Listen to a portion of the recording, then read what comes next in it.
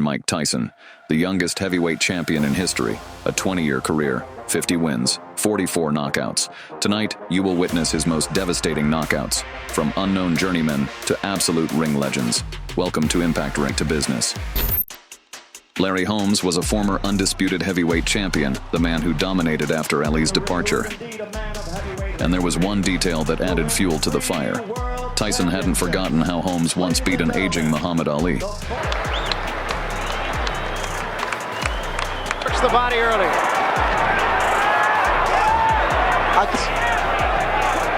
Larry had a plan to keep Mike at a distance. The body. The stiff jab. But as Tyson said, everyone has a plan until they get punched in the mouth. There's a left hook. That was a right hand, and down goes Holmes from a crashing right hand.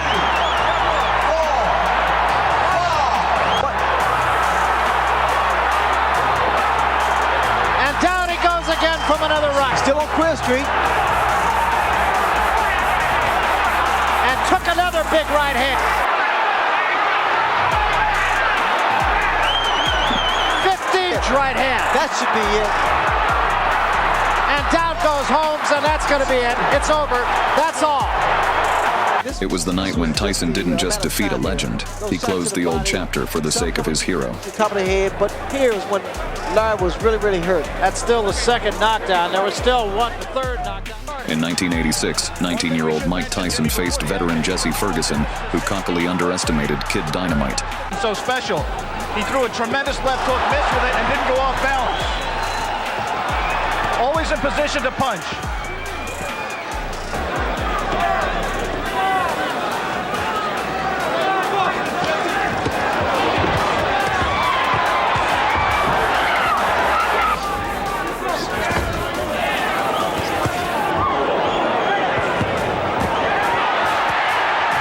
The problem was simple. Tyson was too fast, too explosive.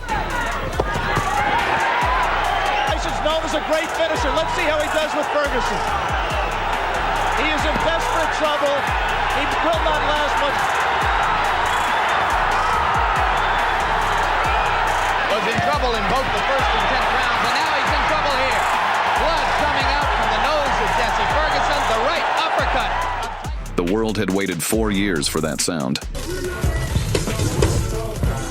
Hi, I'm Mike Tyson. Watch me fight Peter McNeely on Cock Cable. I'm Hurricane Peter McNeely from Medfield, Mass. On Saturday night, watch me kick Tyson's ass. But if you haven't made your pay-per-view arrangements yet, make them soon. Because remember what happens when I wrap you in my cocoon. McNeely tried to take the role of the dominant fighter, promising to unleash a storm upon Tyson. But everyone saw through his delusion. He wasn't a storm. He was simply the prey walking straight toward the beast. Past few months, and here we go. And McNeely, as advertised, comes right at Mike Tyson. Down goes McNeely. Seconds into the first round. Seconds into the fight, McNeely on the canvas. Mills Lane stopped that nonsense because there was butt head. Oh. Tyson with a left hook, a right uppercut. Down goes McNeely again. Time, Steve. He's very hurt. He can barely stand up. This fight, he's got about 30 seconds left. They want Tyson to go to the neutral corner. He quit. That's it. He quit. McNeely has... Donnie Long, a typical 1980s journeyman with weak defense and poor footwork. 18 years of age. Long is 27. Oh, wow. Well, left hand again. Well, he nearly sent Long out of the ring with that left hook. He barely moved and stood wide open against Mike and got a one-way ticket to Dreamland. As Tyson comes out with a strong right hand barrage again. This is as bad as I've ever seen Donnie Long look, but give Tyson credit, that's it. Wow. The left hand puts him down. He collapses, and this one is over as the doctors rush into the ring. Make no mistake. Michael Tyson, like I am his dad, he's made for me. Tyson. Tyrell Biggs was an Olympic champion, the USA's first super heavyweight gold medalist. Tall, technical, with good jab work. He believed that his school of boxing was exactly what could stop Tyson's pressure. In his mind, the fight looked simple. Keep the distance, sting with the jab, and don't let Mike close the gap. But he made a huge mistake. He started trash-talking Iron Mike, which greatly offended the latter. Tyson showed no respect for his jab and cut through it like a spider web. Stand there and exchange toe-to-toe, like I said earlier. You can't do that.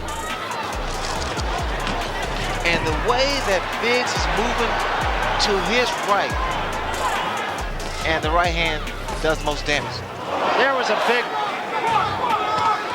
and the left hook. The hook.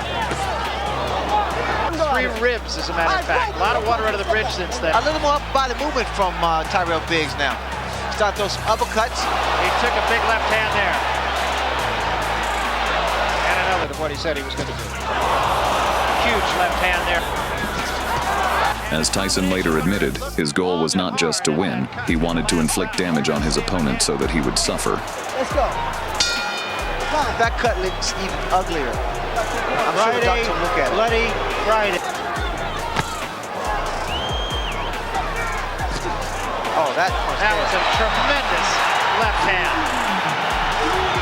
Oh, this is it. He is gone right now. He has no legs at all.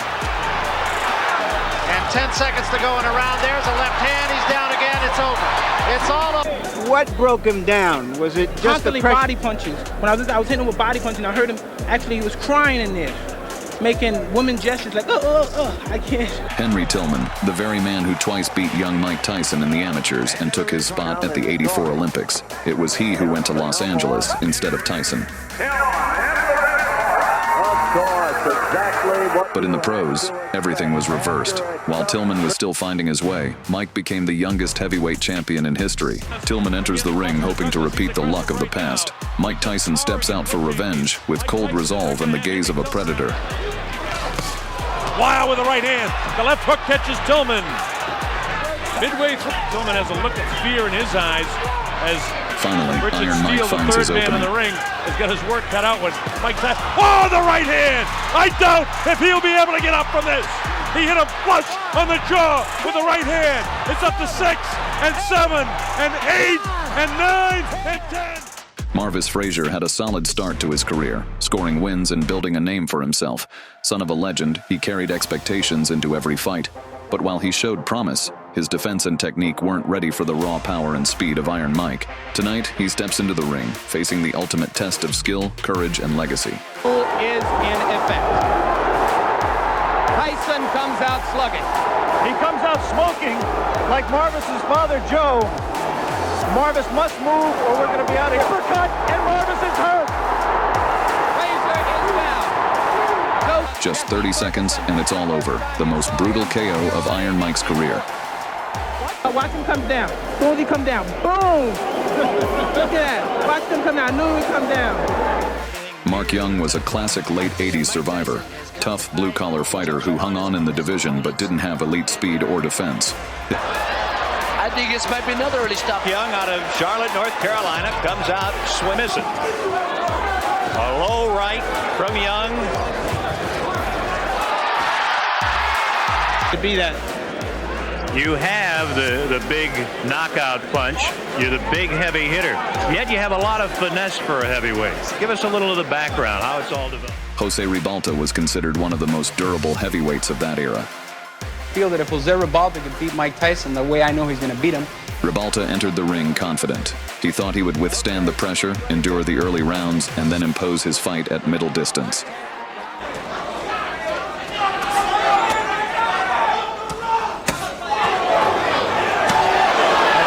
Tremendous body shots and what an uppercut. Literally took him off the ground. It really did.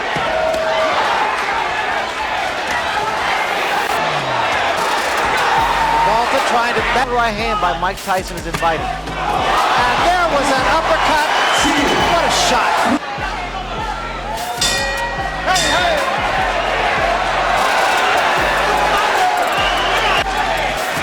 This bout went down in history as one of the toughest fights of young Tyson's career. And Jose got the worst of that one. Oh, what a shot. And Ribalta's down. So do you want to continue? He said, yeah, hell yeah. That's a fighter. Here, Tyson with that aggressive style and working the left hook. He was able to hurt Ribalta a number of times, but Ribalta... Trevor Berbick entered the ring as the reigning WBC champion, an experienced, strong, and self-assured heavyweight who took pride in having once defeated Muhammad Ali himself. Bravado here, standing toe-to-toe is not the way. If he doesn't pump that jab in the face, he'll be able to get underneath it. Oh, wow! With the right, another left hook that just raises. Trevor, with this bravado, could give him. That is all a poor fight plan. For the right. Tyson steps out without pause, showing no respect for the opponent's title or age. Flips him with the left hand. Look at this combination, and Berbick ready to... Round one, a good round like Tyson. Tyson goes to work right away, and he gets Trevor in trouble, and he's down. And 6, and 7, and 8, and he says, then he goes to body downstairs, catch. This is the legendary triple knockdown that became the symbol of that night. Bangs the body, wow, with that uppercut is Tyson. Catches him with a right left hook, and he goes down. He goes down, he should be able to get up from this. His legs may be shut, they are. As Trevor Berbick falls back in the ropes, I don't know if he's going to be able to continue. James Tillis was far from an ordinary opponent for the early Tyson. Although he just took a right hand. We'll be back. This is an important learning experience for Mike Tyson. He's going to have to be able to handle a quick Tillis to get to the top of and he is right now. Tillis is making close, and Mike Tyson warms to the task once again as the round Tyson. But how low he gets to duck under those punches. Before he got punched. Again, he lunges in a good pull. The left hand, or look at the knockdown. I'm clearly wrong. This concludes the first part of Iron Mike's Knockouts. Thank you for being with us. Subscribe so you don't miss the continuation. See you soon. This was Impact Ring.